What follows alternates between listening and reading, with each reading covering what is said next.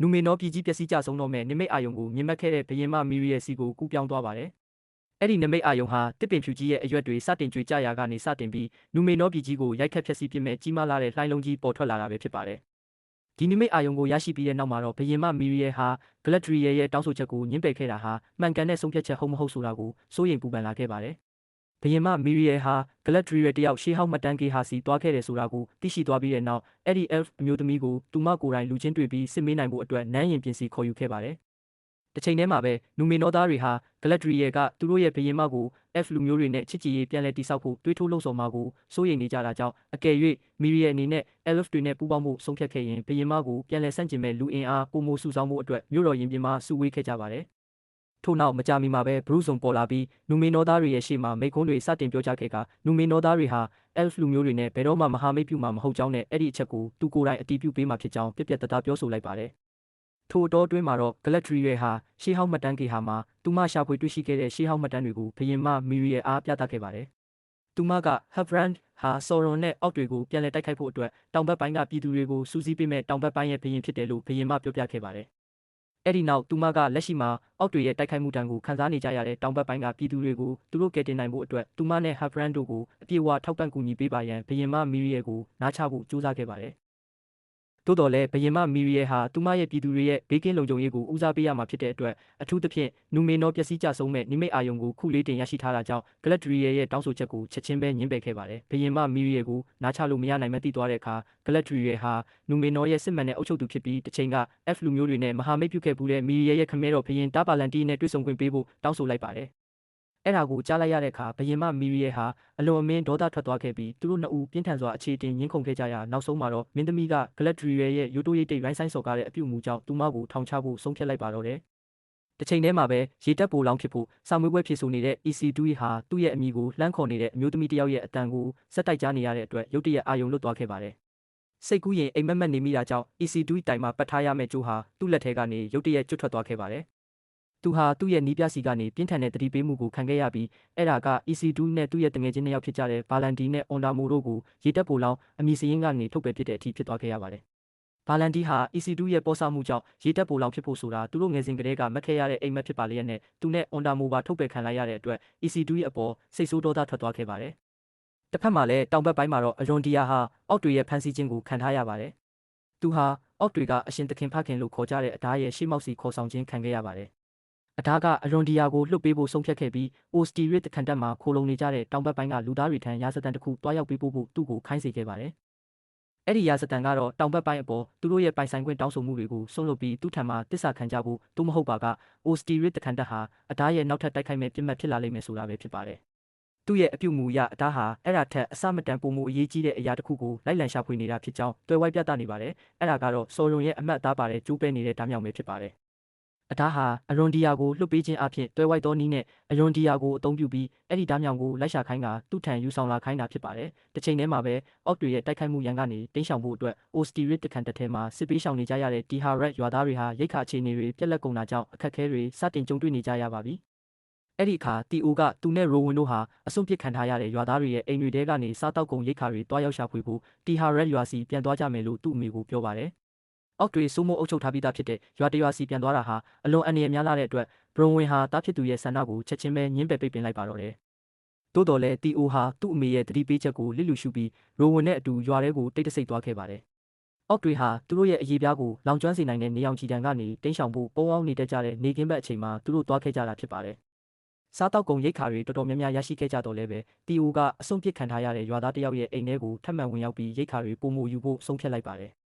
အဲ့ဒီအချိန်မှာပဲနေမင်းကြီးကိုတိမ်တိုက်တွေဖုံးလွှမ်းသွားခဲ့တာကြောင့်ကောင်းကင်ယံကြီးဟာရုတ်တရက်မှောက်မိုက်သွားခဲ့ပါတော့တယ်။အဲ့ဒါကိုရိပ်မိသွားတဲ့ရိုဝင်ဟာအောက်တွေရဲ့ဖန်ဆီးခြင်းကိုမခံကျင်တဲ့အတွက်တီအိုကိုအိမ်ထဲမှာပဲထားရစ်ခဲ့ပြီးထွက်ပြေးဖို့ဆုံးဖြတ်လိုက်ပါတယ်။အိမ်ထဲမှာရိတ်ခါတွေလိုက်ရှာနေတဲ့တီအိုဟာအောက်တကောင်ရဲ့ရုတ်တရက်ဝင်ရောက်တိုက်ခိုက်ခြင်းကိုခံလိုက်ရလို့ထိတ်လန့်တုန်လှုပ်သွားခဲ့ရပါတယ်။အဲ့ဒီနောက်သူဟာကျိုးပဲ့နေတဲ့ဓားမြောင်ကိုထုတ်ယူလိုက်ပြီးသူ့ရဲ့သွေးကိုအသုံးပြုကာအဲ့ဒီကျိုးပဲ့နေတဲ့ဓားမြောင်ကိုလက်နက်တစ်ခုအဖြစ်အသုံးပြုနိုင်မဲ့စစ်မှန်တဲ့ဓာတ်အစစ်အဖြစ်ပုံသဏ္ဍာန်ပြောင်းလဲစေခဲ့ပါတယ်။အဲ့ဒီအောက်ကတီအိုရဲ့လက်ထဲကနေကျိုးပဲ့နေတဲ့ဓားမြောင်ကိုလူယူဖို့စူးစမ်းခဲ့ပေမဲ့လည်းတီအိုကအော့ကိုဒဏ်ရာရအောင်လုပ်နိုင်ခဲ့ပြီးအိမ်အပြင်ဘက်ကိုထွက်ပြေးကပုံအောင်မှုအတွက်ရေတွင်းဟောင်းတစ်ခုတည်းကိုဆင်းသွားခဲ့ပါတယ် တီအိုရှိတဲ့နေရာကိုရှာမတွေ့တော့တဲ့အတွက်အဲ့ဒီအော့ဟာသူ့ရဲ့ရဲဘော်တွေကိုလှမ်းခေါ်လိုက်ပြီးသူတို့ရှာဖွေနေခဲ့ကြတဲ့ကျိုးပဲ့နေတဲ့ဓားမြောင်ကိုသူတွေ့ရှိခဲ့ပြီးဖြစ်ကြောင်းပြောပြကာတီအိုကိုဖမ်းဆီးကြဖို့အမိန့်ပေးလိုက်ပါတော့တယ်ထို့နောက်ဆက်ကွက်ဟာ Irigion ဒေသမှာ Elf လူမျိုးတွေနဲ့ Dwarf လူမျိုးတွေပူးပေါင်းပြီးပန်းပဲဖို့ကြီးတိစောက်နေတာကိုစောင့်ကြည့်နေကြတဲ့ Elrond နဲ့ Lord Celebrimbor တို့စီကိုကူးပြောင်းသွားပါတယ်သူတို့ဟာစကားဆက်မြည်ပြောဆိုနေကြပုံရပြီးအဲ့ဒီနေရာမှာ Celebrimbor က Dwarf တို့ရဲ့ဘရင်ကြီးဟာတခုခုကိုလှုပ်ဝက်ထင်ချန်ထားတယ်လို့မျိုးသူတို့ရဲ့ကမ်းလှမ်းချက်အဆိုပြုလွှာကိုအလွယ်တကူလက်ခံခဲ့တဲ့အတွက်ကြောင့်ဘရင်ဒူရင်တတိယမြောက်အပေါ်တန်တရားဝင်မိနေခဲ့ပါတယ်အဲ့ဒီနောက် Lord Celebrimbor က Elrond ကိုခါဆက်တွန်ပြည်စီပြန်သွားပြီးသူ့ရဲ့တန်တရားတွေကိုစုံစမ်းစစ်ဆေးပေးဖို့တောင်းဆိုခဲ့ပါတယ်ထို့နောက်မကြာမီမှာပဲ Elrond ဟာခါဆက်တွန်ကိုနောက်ဆုံးမှာရောက်ရှိလာခဲ့ပြီးဒီစာနဲ့တွေ့ဆုံခဲ့ရာသူမကသူမရဲ့ခင်ပွန်းဟာ Elrond ရဲ့အပေါ်တခုခုလှုပ်ဝက်ထားတယ်ဆိုတာကိုတွဲဝိုက်ပြီးဖော်ပြခဲ့ပါတယ်စူဆန်းကျင်စိတ်ပြင်းပြလာတာကြောင့် Elrond ဟာတတုတွင်းကြီးထဲကိုတိတ်တဆိတ်ဝင်ရောက်ခဲ့ပါတယ်အဲ့ဒီနေရာဟာမင်းသားဒူရင်အမြဲတမ်းသွားလေးရှိပြီးမှန်ကန်သောရေကန်ရဲ့အောက်ခြေကတွင်းဟောင်းကြီးထဲမှာတတုတူးဖော်နေတဲ့နေရာဖြစ်ပါတယ်Elrond ကသူ့ရဲ့မိတ်ဆွေဟောင်းလှုပ်ဝက်ထားတဲ့အရာတစ်ခုခုကိုဖော်ထုတ်ဖို့စူးစမ်းနေစဉ်မှာပဲရုတ်တရက်ဒူရင်ပေါ်လာခဲ့ပြီး Elrond ကိုသူ့ရှိုးတယောက်ဖြစ်ဆွဆွဲပြောဆိုလိုက်ပါတော့တယ်။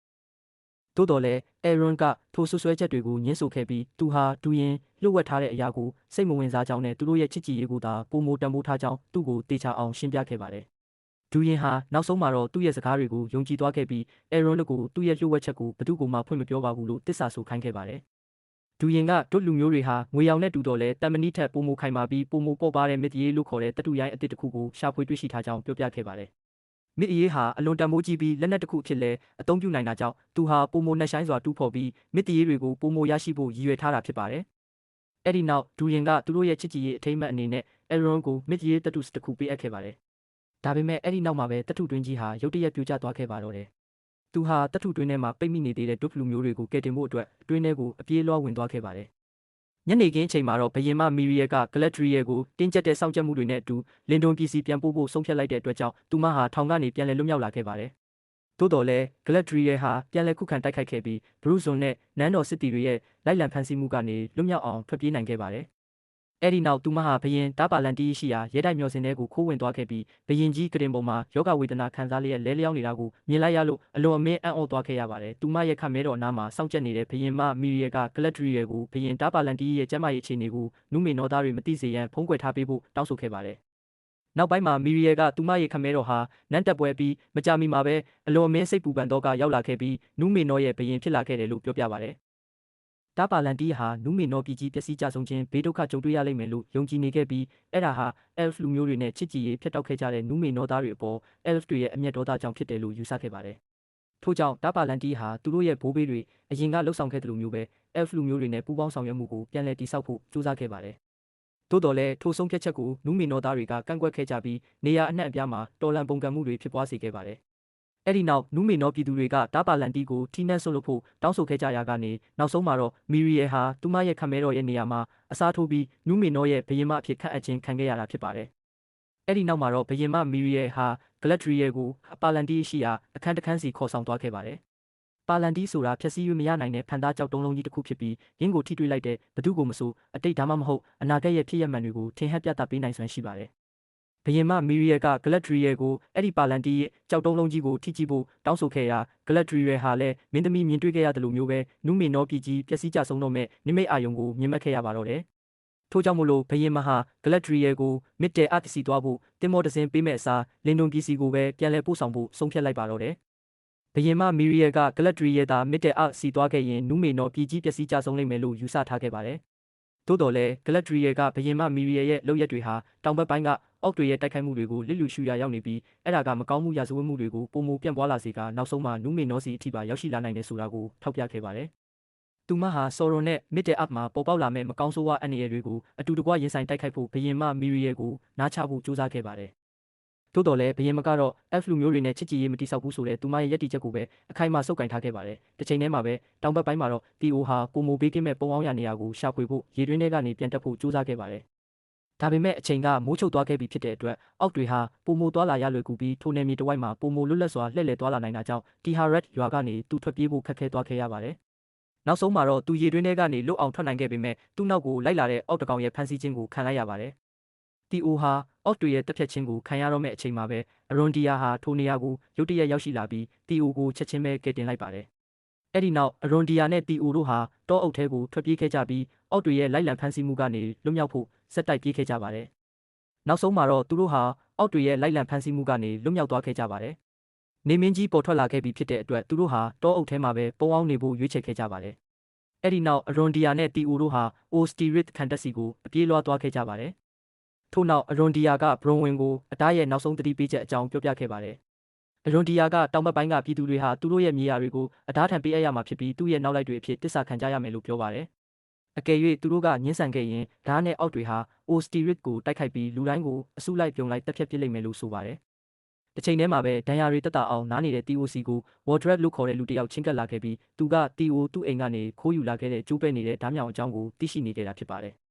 Wardrep ကသူဟာစော်ယွန်ရဲ့အစေခံတစ်ယောက်ဖြစ်ကြောင်း TO ကိုဖွင့်ဟခဲ့ပြီးအဲ့ဒီကျိုးပဲ့နေတဲ့ဓာတ်မြောင်ဟာပုံသဏ္ဍာန်အဖြစ်ဓာတ်နဲ့တူတော့လဲတကယ်တော့ဓာတ်တလက်မဟုတ်ကြောင်းပြောပြခဲ့ပါတယ်။